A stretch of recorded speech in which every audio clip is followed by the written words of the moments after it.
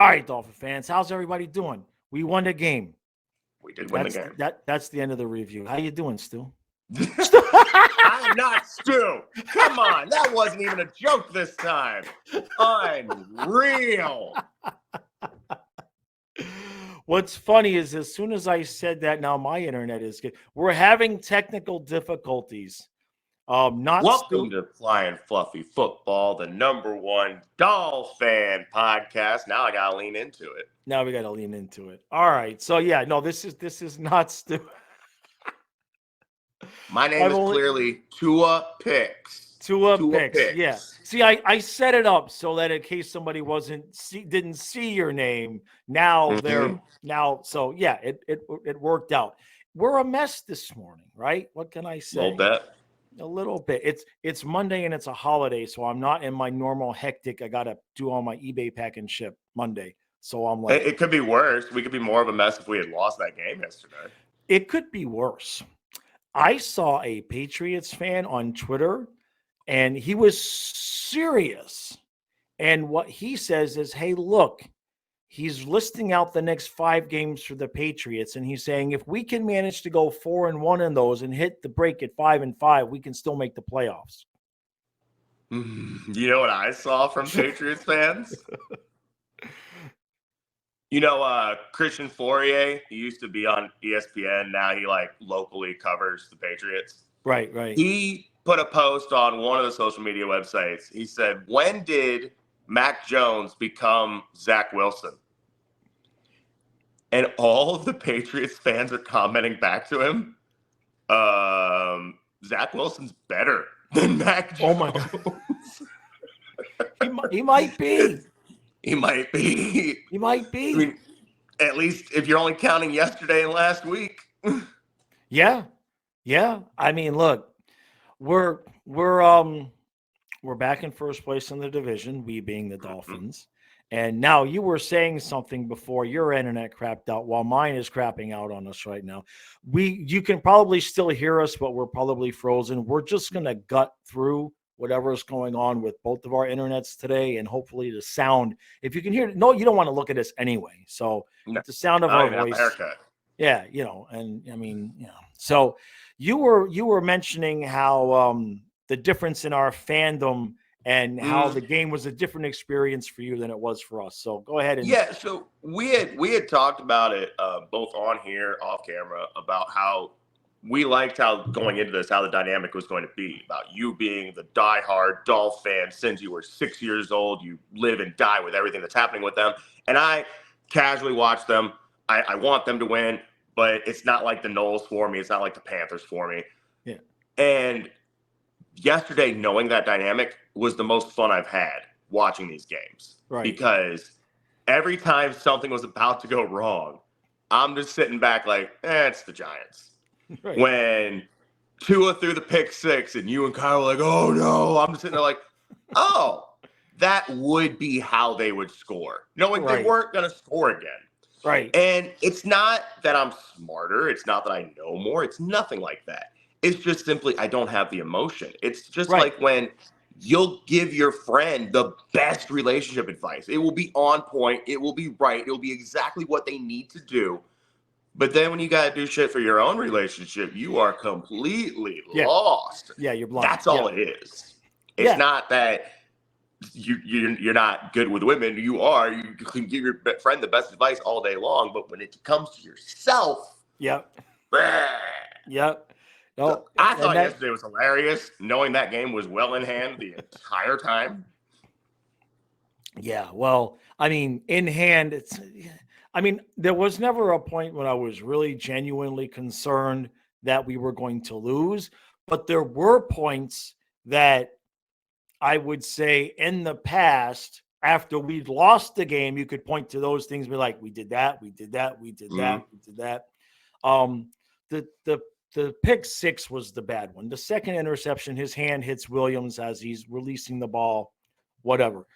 The pick 6, and we're going to be positive, don't worry, but there was 4 guys on Waddle. I mean, there was 4 Giants, and you could barely see Waddle in the screen because he was blanketed. But I don't know what in the hell he was thinking with that. He's got Waddle in fantasy. Right? Well, yeah. So look, they get the W. That's what's important. And the Bills end up losing. The Patriots are going down the toilet. The Jets are still going to be the Jets. And if the Chiefs ever would get a penalty called against them at the appropriate time, they might lose a game too. Right? Dude. I know, dude. You right. see that yesterday? I'm going to be making something about that later on today. I mean, they're like, it's uncatchable. And I'm like, he was holding him for literally 7 steps. All they want to say is it wasn't pass interference. Okay, fine. It wasn't pass interference. You could have called defensive holding. You could have called face mask on the defensive line. You could have called a late hit on Kirk Cousins. Pick one. There was a penalty on the play. Right. They're like, no, it wasn't pass interference, so it wasn't anything. Oh, right. Yeah. Yeah, that was a piece of work. And someone in stripes is a Swiftie. I'm looking forward to the cry more comments when I make that video about that call. And hey, look. Not a Vikings fan in the least. Right. In fact, some sort of light connection I have with the Dolphins, I have with the Saints. The Saints have plenty of controversy involving the Minnesota Vikings. Right. I'm telling you, the Vikings got hosed. There was 3 penalties on that play, but since it wasn't this penalty, we're going to ignore all of these too. And he takes off his helmet, which would have been a dead ball foul anyway. Right, but that would have been after a change of possession, though. Yeah, right? Yeah, it was on a 4th down. Any of those other 3 penalties, the drive's still going for the Vikings. Yeah. You're either moving them up 5 yards for the holding, half the distance for a late hit, half the distance for a face mask. You're not putting them on the 1 for a pass interference because it wasn't pass interference, but it was any of those other 3 penalties. Yeah. So Liam Eichenberg didn't play yesterday. He did not. He did not play. That's why we won. When was the last? Who Achan reminds me of is who was that the Titans running back before Henry? I forget what his name was now. Damn. CJ2K, Chris Johnson. Yeah. The way he lets his blockers, get into position and he hits that hole when he sees it. The dude is legit. I mean, what a home run by Greer on Achan. And Le'Veon had that too. Le'Veon Bell. He would almost be like in slow motion while the blocks were setting up, and then as soon as they got set, boom, gone. I mean, as soon as I saw him, he ran past everybody. It wasn't that they couldn't catch him. They had him, and he just said nope. And he just ran past everybody. And that was Reggie Bush's problem in New Orleans. I didn't mean to cut you off. But that was Reggie Bush's problem in New Orleans is that he almost had too much speed. You never have too much speed in football, but what he would do is he would hit the turbo button immediately as soon as he got the ball. Right. That I really didn't watch him that much in Miami. I know he got a couple 1,000-yard season, so I don't know if he got over that or not. But definitely in New Orleans, that was why he didn't become USC Reggie, was because he just didn't wait for the blocks to set up. Right. Yeah. No, Achan is really and for a rookie, man, that's good news. We're good to go. The defense, the tackling is still not good. I still get a kick out of the fan base and Twitter and all of that. And to me, yes, I know we won 31-16. I know the Giants are brutal. And this I understand how picky and crazy this is. Okay. So I understand how this sounds, but that said, there were a few drives we made the Giants look pretty damn capable and we stopped them, but I'm watching how easily it is at some points for all of these offenses to have consistent drives and get guys open. And yeah, when we get pressure, we're fine. But when we don't get pressure, man, it gets ugly quick. So I still think we got defensive issues. The one guy I was saying, we said it before, there's way too many names on that front seven to not be getting pressure without having to do a zero blitz. They should be able to bring just 4 guys and get pressure on somebody. Yeah, I mean, we were able to do that pretty much yesterday, but I mean, the Giants, let's face it, that offensive line. I mean, They gave Daniel up 11 Jones. sacks last week to the Seahawks. Yeah, right. So, right. What do you think? I like Van Ginkel better than Jalen Phillips, man. I mean, I like Van Ginkel a lot too. Yeah. And not just because of the hair. Yeah, well, the hair don't hurt, right? It don't hurt. Don't hurt. Looks good. He's like Ryan Lomberg on the defensive line. It's like he's just go. Good comp. That's a good comp. Yeah, because and you need dudes like that, like that Leroy Jenkins like mentality that are just gonna go right up in there and not care about how many dudes are there, how big they are. He's just gonna run right through it. Just going. I know. And then look, I mean, Tua wasn't dead on yesterday, but the throw to Tyreek, the one where he called his own play. I mean, when the camera pans to it and you see how open Tyreek is, you're just like, please hit him in stride, please. And boop, perfectly in stride, beautifully done. Did you see the fan try to steal the ball from Tyreek's mom? Oh my, that whole thing. And then we could talk about that too, because he's pointing. And he's pointing. Now, Tariq did give the guy the ball, assuming that he knew. He must have been saying it's for my mom. It's for my mom. But then they give him a taunting penalty. And how? Well, he was trying to get that guy to move because there was a couple, like everybody, like fans are naturally going to want to get the ball when a player's throwing the ball into the stands. And Tyreek, for a second, he's like, no. You can tell he's like, hey, I'm trying to get this person the ball. You think it's maybe a little kid or something like that. But no, it ended up being his mom. And when he finally had the space to flip it to her, that guy snatches it right there in the middle. And then as security is trying to get him to give up the ball, you see another fan. You can read his lips. You're like, bro, it's his mom. It's his mom. And then when Tyreek's mom finally gets the ball, like, she looked like a lady who had just dealt with like shitty customer service for 20 minutes. She just gets the ball. I was like, yeah. She was pissed. Great. I know that was beautiful. That moment there, though, I always talk about how I think the referees in all the sports should be accountable and have to answer questions. I want to know who made that call and why. On what planet? You're trying to think of what's going on. Is like, dude's just trying to give it, regardless if it was his mom. Let's say it was a little kid that he didn't know. Like, he was trying to give the ball to somebody. Like, why is that a penalty? Yeah. How did, and then they didn't even like talk it over and be like, he was just giving the ball to a fan in the stands. We're not going to penalize him for that, right? I mean, he was nowhere near any other player. They would do that for the Chiefs. Oh, he was just trying to give the ball to Taylor. Okay, never mind. Penalty on the defense. Enforced with the kickoff. Right. Jeez.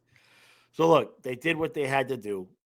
And now we got to do it again next week. Nothing scares me more than a winless team as they get late on into the season. You know what I mean? So, well, I'm here to tell you, and I've been here to tell everybody this since before the draft. Bryce Young stinks. He stinks. And to make it worse, he's in Pat White's body. Oh, God. He's Pat White without the talent. Right. Like, woo. Like, I said that the first show. Like, I said Pat White was ahead of his time. He'd be great for today. And I think skill set he would be, but the body would still be in question, right? Because dudes are bigger, stronger, faster now. Right. He's got the same body as Pat White, and he does not do Pat White things with the football. Jeez. And I'm not gonna act too much of a blowhard. Like, I wasn't talking about Stroud. Woo. Yeah. Damn it, I knew Richardson was better. I knew Richardson was better. Like, oh man. But so with the Panthers, I'm not necessarily worried about the offense, clearly. Yeah. But they do have some dudes on their defense. They're all young, like J.C. Horn and all them. They're all babies, but they got dudes on that defense. So if we were to throw 2 picks again, I really wouldn't be shocked by that. But the good thing is the offense ain't going to do shit with it once they get the ball. Right. This is nitpicking because that's what I do as a coach. But um, these rookies, they come in, they've been playing 11, maybe 12 games in college, and then they get to the pros. And then a lot of times, if you overuse a rookie in his first NFL season, game 14, 15, 16, it starts to, right? So, Mm-hmm. and we plan on needing a Chan in the playoffs, obviously. So I would like to see a little bit more of a three-headed monster. Just in these games like yesterday, in that fourth quarter, you could have had a series of Chris Brooks instead Mm-hmm. of the last one with a Chan where he was clearly spent, or the last two with Mostert, who's no young spring chicken. Chris Brooks showed really well when he played. You know what I mean? And by the way, he hasn't fumbled, so it's not like the fear of putting him in because he's a fumbler, right? Yeah, both guys have fumbled, so you can't pick Yeah, one over the other because this guy fumbled. I mean, Mostert didn't. Mostert fumbled twice, only lost one, but right. they've both lost a fumble. So I mean, Yeah. I mean, if you want to go one for one, like one fumble, then 175-yard touchdown run, I'll bite. I'll take that ratio, yeah. right? Right. But I wouldn't mind seeing Chris Brooks get some action. I don't know when we're supposed to get Ahmed or Wilson back, but I wouldn't mind seeing things get spread out just a little bit more because, yeah, Achane looks great right now, and that's fine.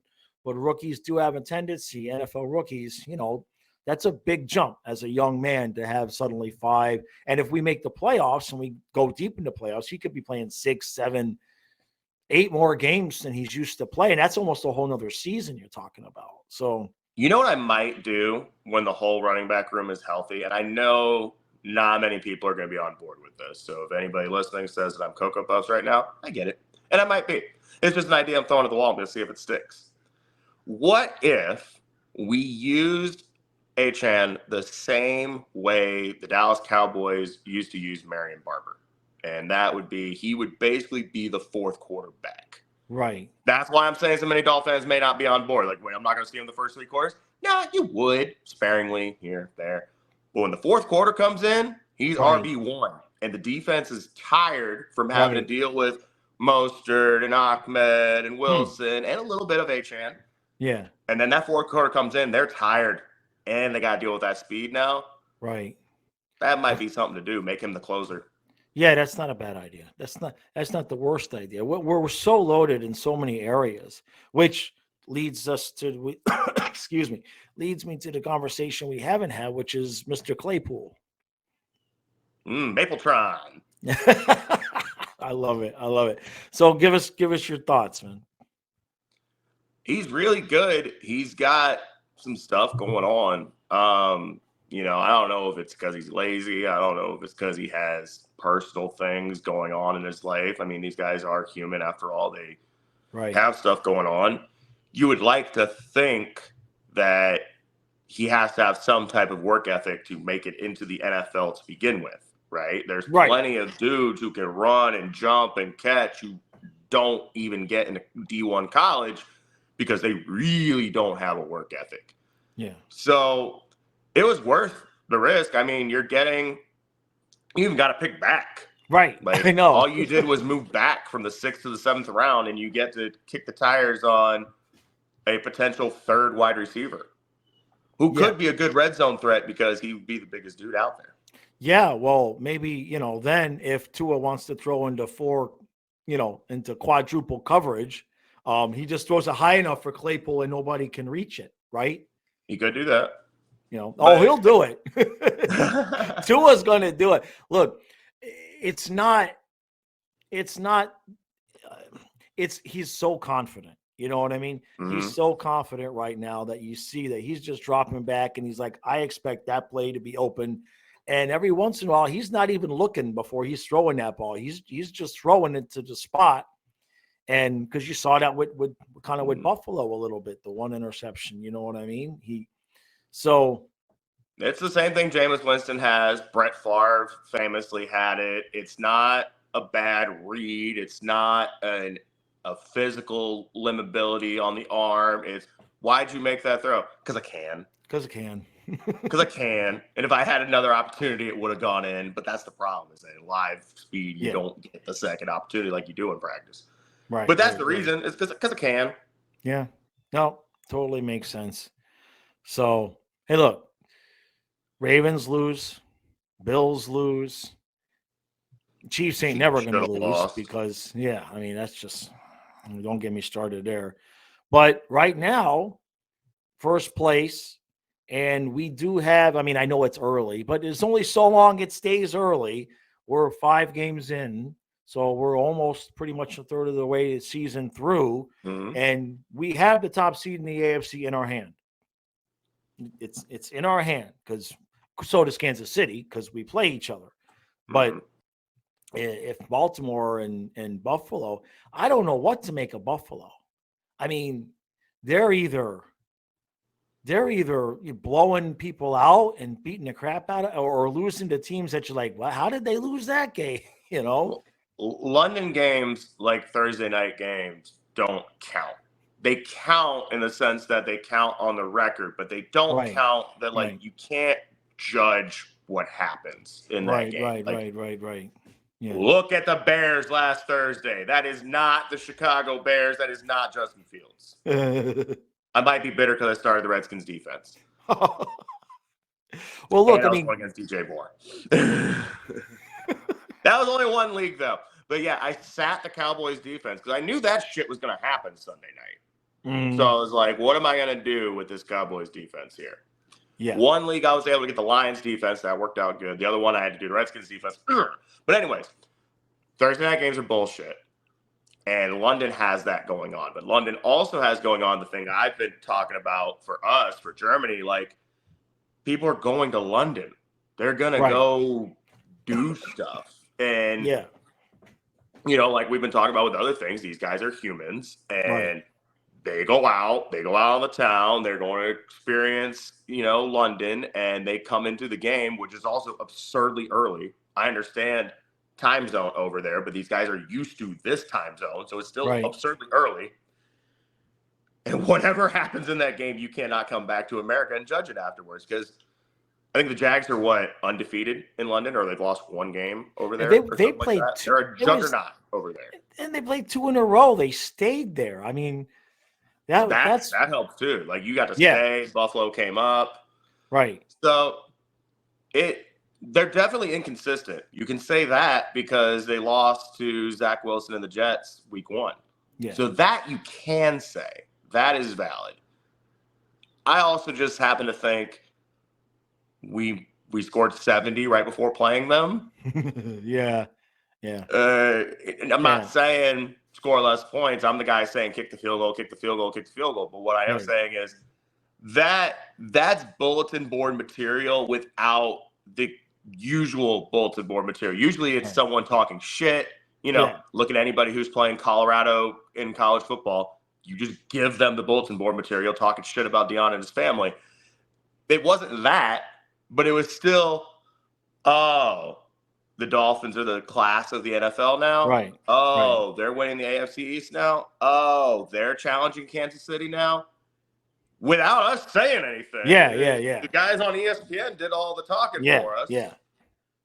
So and that gives you some extra motivation in that game. You said a word, 2 words, that I would be remiss if I did not ask for your opinion. You said the words college football. I grew up a University of Miami fan.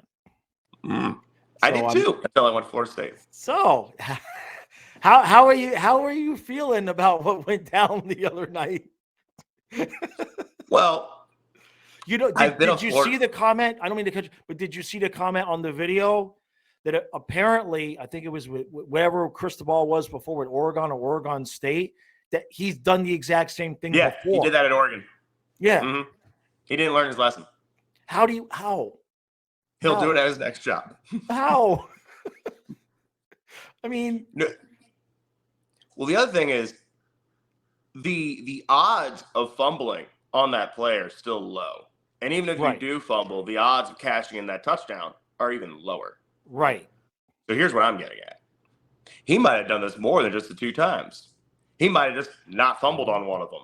Right. Or they fumbled, they didn't score. He might have done this 5, 6, 7, 8 times. Right. And only dicked him 2 times. Yeah, I didn't even think about it that way.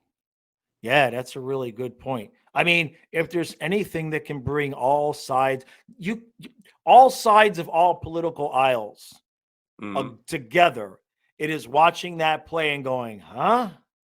What? Yeah. We can agree on something, right? I mean, I've been a Florida State fan long enough that it doesn't bug me that it happened. It is more funny than anything else. But I will say, I was really looking forward to the possibility of Miami still being undefeated and Florida State still being undefeated when they play each other in about 3-4 weeks. yeah. And Florida State's already in the top 5. Miami was at 17.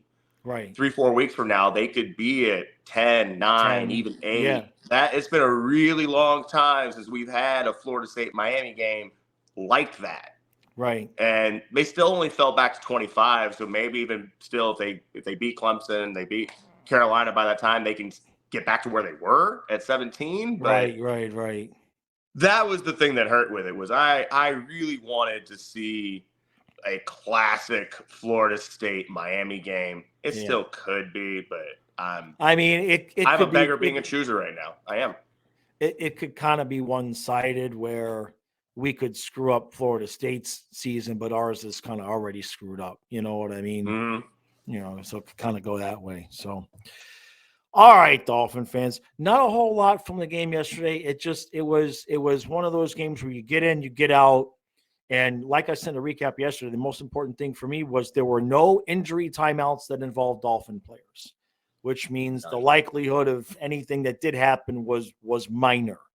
Mm-hmm. So when you can get out that way, we need to do the same thing against Carolina, bump that sucker to 5-1. And then last thing, I know that's just looking ahead, but we can do it because we don't play the games. What kind of chances do you think we got against the Eagles in 2 weeks? The Eagles have looked like they can be beat. I know they haven't yet, but they're letting dudes score on them. They're getting close games with people. They're getting in close games against teams you didn't really think they would be in close games with, like Washington. Dolphins could definitely win that game. They could definitely win against anybody in the league. But the tush push is going to be annoying. Mm-hmm. But you know what? I'm wondering. So that's illegal to do on the defensive side. And the reason being is safety. You don't want to go into the back of a player, potentially rolling a knee or something like that. So they understand that on the defensive side of the ball. What is it about being on the other side of the ball that makes it safe for the offense? I don't know. I'm not a fan of it either. You know what I mean? But a lot of times there's things that come into the league and, first off, they're flash in the pans. They don't last for forever. And then, a lot of times they can't, I don't think they've ever changed the rule during the season like that. Like even when, like in hockey, when we were throwing the rats on the ice after every goal, the league let it go the whole season. And then immediately after the season, they were like, okay, only after the game. Mm-hmm. So I don't really know. You'd really have to have almost unanimous agreement for the NFL, Players Association and the owners to all get together in the middle of the season and be like, yeah, we need to put a stop to this now. You're not allowed to do it on the defensive side of the ball. And you used to not be allowed to do it on offense either. It was like 2005, 2007, something like that, and they changed it. I'm just kind of all or nothing with it. If you're going to let the offense do it, let the defense do it. If you're not going to let the defense do it, don't let the offense do it. The hardest thing is, if it goes a certain way, how the hell are you going to figure out where the hell the ball went? You know what I mean? Too. There's that too. People are trying to say like, oh, well, the Eagles have a great O-line. Jalen Hurts can squat 600 pounds. Like, yeah, cool. I'm sure there's dudes on NFL defensive lines that squat 600 pounds as well. Let them do the same thing. Right. Yeah. But one more thing I wanted to say. Yeah. Wanted to say it when we were talking about Achane. This rookie class is absurdly loaded. You have Nakua over there in LA. You have Laporta up in Detroit. I know Richardson just got hurt in Indy, but not only him, Josh Downs looks really good too. Right. Stroud looks incredible. Yeah. Despite that, Devon Achane is the rookie of the year right now. Yeah. And this is a loaded rookie class. Yeah.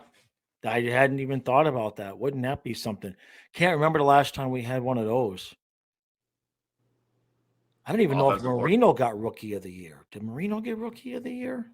He had to have. I wasn't lying. Well, because the reason why I ask it that way is because he didn't start till like game 5. Yeah, but even still. Let me see. Let's ask Google. You know, when you're in the same draft class as Kelly and Elway, maybe not. Right. And that's the thing. That's the point I was trying to make about Achane is that it's not just rookie of the year front runner. You are rookie of the year front runner in a bonkers loaded class. Yeah, he won rookie of the year. Yeah, he might be. And he did it in what 11 games? How many games did he play? Right, because Marino stepped in 6 games into his rookie year, so he won rookie of the year in 10 games. Yeah. If we're 5 games in, and when you have that many fireworks going on, and like I said, Nakua's had crazy yardage games. Laporta just had a 2-touchdown game yesterday. Stroud's throwing for 300 every single week. I don't know if he threw one yesterday. I still think he hasn't thrown a pick yet, though. If he hadn't thrown one yesterday, he still hasn't thrown a pick yet. Jeez. That's crazy. If he threw one yesterday, he threw one yesterday. But if he didn't throw one yesterday, he still hasn't thrown a pick yet. Right. And Achane's still the rookie of the year despite all that. Yeah.